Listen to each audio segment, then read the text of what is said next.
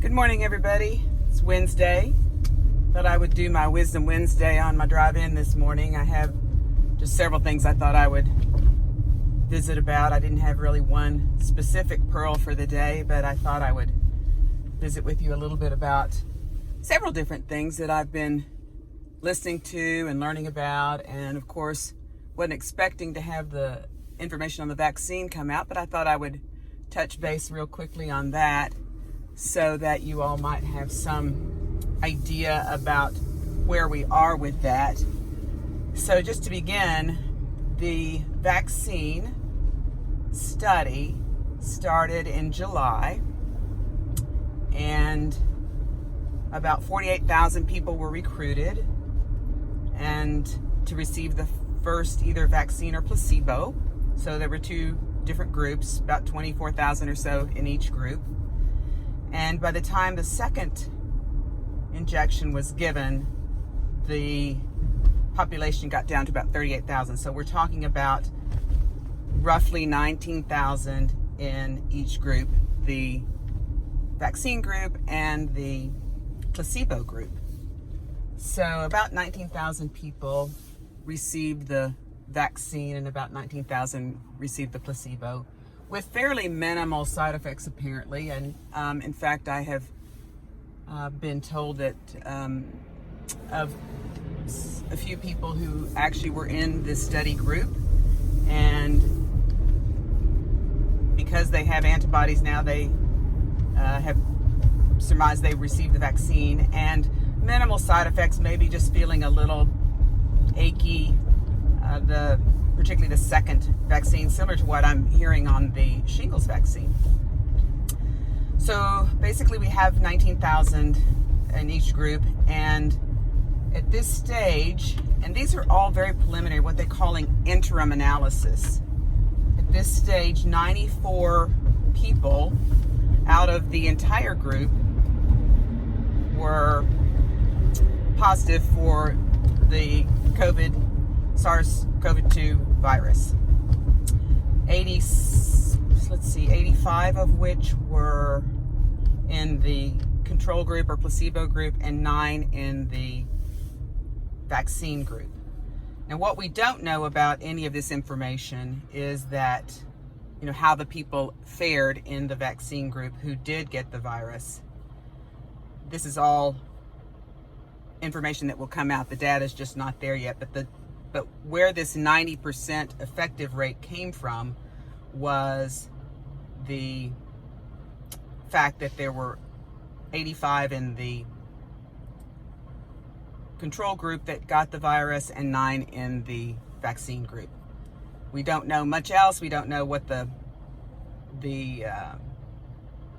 access to or how these people were infected. We don't know really any of how they were instructed. We just know that these are the preliminary numbers, and this is where the 90% came from. So there's still a lot of questions about it. We don't know how long the vaccine antibodies are going to last. There's just still a lot out there. However, knowing that there is a difference in these numbers, and that's a fairly significant difference, we may have some real hope here that we're going to have something that will at least allow us to get back into the world as we know it.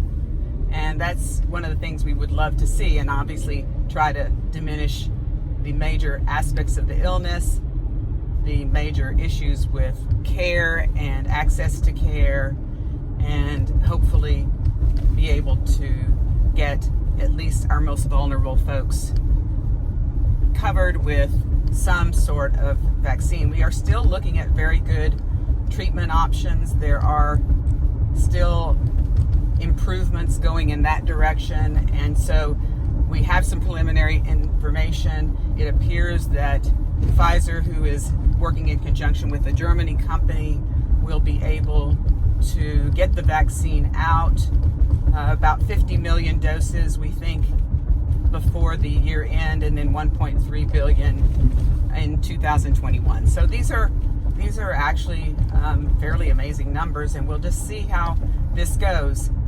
The vaccine appears to be delivered in a special, what we call messenger RNA liposomal nanotechnology, which is very specific and likely will be a hopefully long-term benefit for those people who can mount the immune response. And that's the concern, are these people in the study group immunocompromised? What are we seeing in terms of those folks? It appears that it was very diverse in terms of ethnic background, so that's good. I just don't know the age groups. So there's still a lot of questions, but so far we are seeing some real positive aspects to that.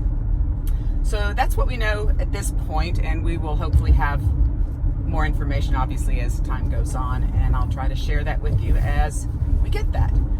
But I thought many of you might be interested in knowing where we are with that, plus or minus, and I'm not judging one way or the other on the vaccine. I'm just trying to report the information that we know so far. The other thing I was going to talk to you about is I'm seeing a lot of folks in the office, and I think a lot of folks are out walking for exercise, but we're still not seeing a lot of folks getting quite back into the gym and trying to optimize their health. And I was listening to a podcast recently about aging and the loss of muscle strength as we age. And one of the things that's really important with aging is maintaining muscle, not to bulk up, but just to maintain that strength and flexibility. We are trying to figure out ways that we can all stay functional in the world. And so I just wanted to touch base a little on exercise and have you all really look at what you're doing right now to try to keep strength going. Even if you're just carrying small weights, that can be really helpful to getting your body at least in stable shape. So when you're walking, even if that's all you can do right now, which for many of us, that's all we can do. We don't have gyms in our homes, and we're not going to gyms right now. But even if you're just walking, you can carry some weights. And at home, one of the things that's really helpful to do are just limited squats. I sit on a wall when I brush my teeth, and I just go up and down the wall with a squat. And I do also try to exercise, even in the bathroom against my tub, I try to go down all the way into a full squat. For many of us, we have good knees, we can still do that. If you don't, then I certainly understand that. But it's certainly nice to do what you can do as far as that is concerned, because one of the things that happens with aging, as we know, is that we struggle with being able to get up off the ground. I know that that's a bigger concern with as we get much, much older, but still you want to be able to get up off the ground. And one of the things for me is I want to try to continue to get up without necessarily using any hands.